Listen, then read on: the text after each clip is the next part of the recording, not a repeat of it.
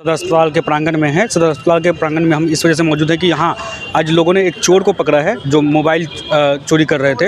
ऐसे तो सदर अस्पताल के प्रांगण में पहले भी चोरियाँ होती रही है और लगातार ये चोरी की जो घटना है वो अब शहरों में ही नहीं गाँव में भी चोरियाँ इस तरह की चोरियाँ हो रही है। लोग मोबाइल छीन रहे हैं और बाइक चोरी भी पहले होती रही है, लेकिन अभी हाल के दिनों में सदर अस्पताल कैंपस से तो वैसी चोरी बाइक की चोरी नहीं हुई है, लेकिन पहले भी लगातार बाइक की चोरी होती रही है। लेकिन आज जो लोगों ने पकड़ा है, एक मोबाइल चोर को पकड़ा है। लोगों ने मोबाइल चोर को पकड़ के डायल 112 को फ़ोन किया, उसके बाद पुलिस के हवाले कर दिया गया उस चोर को। इस संबंध में हमने सीएस से बात की है, उनका अस्पताल प्रबंधन का भी पक्ष जानने का प्रयास किया है कि इन चोरियों को कम करने के लिए या इन चोरियों को रोकने के लिए सदर अस्पताल के प्रांगण में कैसे ये चोरियाँ रोकी जा सकती है। तो इस संबंध में हमने सीएस से बात की है। सीएस ने क्या कुछ कहा है हम वो आपको ज़रूर सुनाएंगे, लेकिन उससे पहले सुनिए कि आज जिनका मोबाइल चोरी करने का प्रयास किया गया उन्होंने क्या कुछ कहा है। मैं इस अस्पताल के अंदर मैं अपने मरीज़ को देखने के लिए आया था। उस वक्त मुझे फ़िलहाल ये थे कि मैं अपने मरीज़ को पहले कैसा देखूं। देखिए, हर एक इंसान को ये बेचैनी रहती है कि अपने मरीज़ के हाल अहवाल पूछे, तो वही बेचैनी से हम जा रहे थे जल्दी से। वो अंदर क्या कर रहा था नहीं कर रहा था मुझे मालूम नहीं है।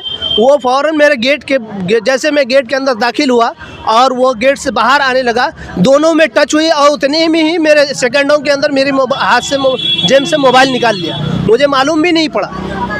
तो इस वजह से हम सभी से कहना चाहते हैं कि आपने कैसे पकड़ा? इसको मैं पकड़ लिया इस वजह से कि सामने मेरी बहन बैठी हुई थी।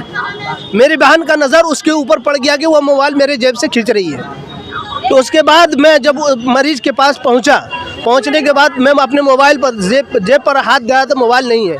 मैं कहा मेरा मोबाइल कहाँ है? तो मेरी बहन बोली कि वो फलाना आदमी आपके से टच हुआ था, वही मोबाइल निकाला है। वो उतने में जब मैं देखने लगा तो गेट के चारों तरफ देखा, मैं 4-5 कमरों के अंदर देखा रूम में, तो वो नहीं मिली। नहीं मिलने की वजह से मैं वो सबको गेट पर खड़ा कर दिया और मैं दूसरी मंजिल के और जब दौड़ा तो वहाँ दूसरी मंजिल के ऊपर ये मुलाकात हो गई। मेरी मुलाकात हुई तो वहीं पे उसका गला पकड़ के हम उसको बाहर लेकर आए। आने के बाद तब हम यही कहना चाहते हैं कि आपको मुझे मोबाइल तो उसके अंदर से बरामद होगी, मिल गई, लेकिन इससे पहले भी कई लोगों की शिकायत है कि मेरी मोबाइल यहाँ अस्पतालों के अंदर से गायब हो चुका है। तो मैं यही कहना चाहता हूँ अस्पताल के अंदर जितने भी कार्यकर्ता है, काम करने वाले हैं, और जितने भी यानी पुलिस वाले हो या किसी तरह के गार्ड हो या कार्यकर्ता हो, उससे मैं यही अनुरोध करता हूँ कि वो अस्पताल के अंदर इतना अच्छा देख रेख करे ताकि जिले अस्पताल का नाम रोशन हो। मेरा नाम हाफिज मोहम्मद रेहान। इस चोर के संबंध में एक बूढ़े ने और हमसे बात करते हुए कहा कि नहीं, बीते 2 दिन पहले भी सेम यही शख्स था जिन्होंने इनके मोबाइल को चोरी किया है, लेकिन जब इसको आज पूछताछ करने की कोशिश की गई तो उसने अलग अलग कहानियां सुनाने की कोशिश की, अलग अलग कहानियां सुनाने लगे और अपनी सफाई पेश कर रहे थे। ये पहले दिन भी जब 2 तारीख को यहाँ चोरी हुई थी उस वक्त भी ये अलग सफाई पेश कर रहे थे। सुनिए कि उस बूढ़े बुजुर्ग ने क्या कुछ कहा है। 2 तारीख के रात में ही आया है 8 बजे। ये कहता है कि जो हमारा एसयू में बहन को 5 बेटी पर एक लड़का हुआ है, उसको एसयू में रखे हैं। हमारा घर पर भैंस भी आने वाला था, कोई नहीं आया, हमें कल आए हैं। हम चार्जर लेके नहीं आए हैं, बाबा हमको चार्जर दीजिए। चाय नहीं पिए हैं, चले पहले चाय पी के चले आओ, तो इसके बाद चार्जर लेना। हम भी आए पान लेने के लिए, चाय पिया यहाँ पर, फिर मेरे साथ वहाँ गया, हम इसको चार्जर दिए। ये भर रात वहाँ रहा। 5 बजे हम पेशाब करने के लिए गए, हमारा मोबाइल लेके भीड़ हो गया। अभी ये बोल रहा है कि मोबाइल नहीं लिया। अभी कहता नहीं, हम इसको पहचानता है, सब पहचानता है, इनको तो वेर नहीं है। हम ये कैसे कहेगा हम नहीं हैं? वो कहेगा हम हैं। आपका नाम क्या है? राधाकांत झा। एसयू में जाके पूछिए ना सबको, घर है सहारनपुर। इन चोरियों के संबंध में जनसुराज नेता और जिला पार्षद प्रतिनिधि फैसल जावेद यासीन ने क्या कुछ कहा है, सुनिए। सदर अस्पताल के अंदर मोटरसाइकिल, मोबाइल चोरी का और स्नैक सेल का सिंडिकेट चलता है। कुछ माफिया लोग ऐसे हैं जो सिंडिकेट को मतलब आगे बढ़ा के रखते हैं। जैसे कोई प्राइवेट एम्बुलेंस वाले हैं तो उन्होंने क्या किया है, इन लोगों को पैसा देके सरकारी एम्बुलेंस का बैटरी खुलवा लेते हैं ताकि सरकारी अस्पताल का एम्बुलेंस ना चले और प्राइवेट का मामला बढ़े, मतलब बिजनेस बढ़े उनका। तो ये बहुत बड़ा सिंडिकेट है, इनको पूरा संरक्षण है यहाँ के कुछ लोगों का। तो हम कहते हैं कि इन लोगों को प्रशासन संज्ञान में ले, वरना इसी तरह एम्बुलेंस का जो मामला है ख़राब होता रहेगा। प्राइवेट एम्बुलेंस को फ़ायदा पहुंचाने के लिए रोज़ चैन स्नैचिंग हो रहा है, यहाँ पे रोज़ मोबाइल चोरी हो रहा है और रोज़ उसके बाद बाइक चोरी हो रहा है और हमेशा इस तरह का कांड हो रहा है यहाँ पे।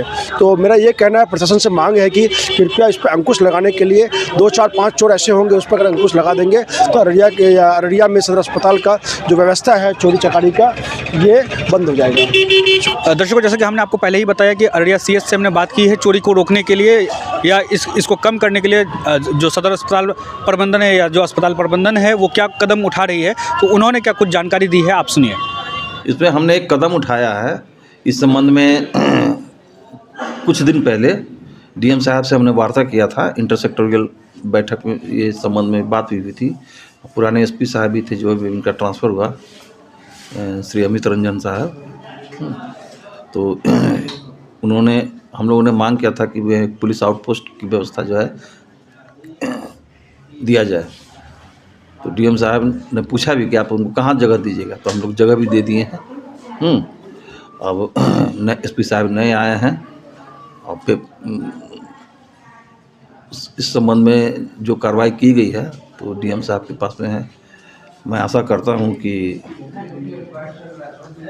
बहुत जल्दी जो है पुलिस आउटपोस्ट कायम हो जाएगी। सर, इस तरह से सदर अस्पताल के कैंपस में चोरियां हो जाना, इसको आप किस तरह से देखते हैं? देखिए, चोरियां तो इसी चोरी की वजह से जो है अब अस्पताल प्रबंधन जो है चोरी को रोकने के लिए कोई सरकार ने इसके लिए स्पेसिफिक उपाय नहीं दिया है। हाँ, कोई टीम नहीं दिया है, कोई दल नहीं दिया है कि इनका काम सिर्फ जो है सो चोरियों पर ही निगरानी रखा जाए। ऐसा कोई ना स्टाफ है और ना इस तरह। तो चूँकि कई जगह आउटपोस्ट दिया जा सकता है, तो इस संबंध में डीएम साहब का यही कहना था, एसपी साहब का भी, एक पुलिस आउटपोस्ट हम लोग दे देंगे। Thank you. Mega media Bihar के यूट्यूब चैनल को सब्सक्राइब नहीं किया है तो यूट्यूब चैनल को सब्सक्राइब कर लीजिए, फेसबुक पेज को फॉलो कर लीजिए, इस वीडियो को शेयर कर दीजिए। सदर अस्पताल के प्रांगण से फिलहाल के लिए हमारे हैदर को दीजिए इजाज़त। मिलते हैं किसी वीडियो में। शुक्रिया।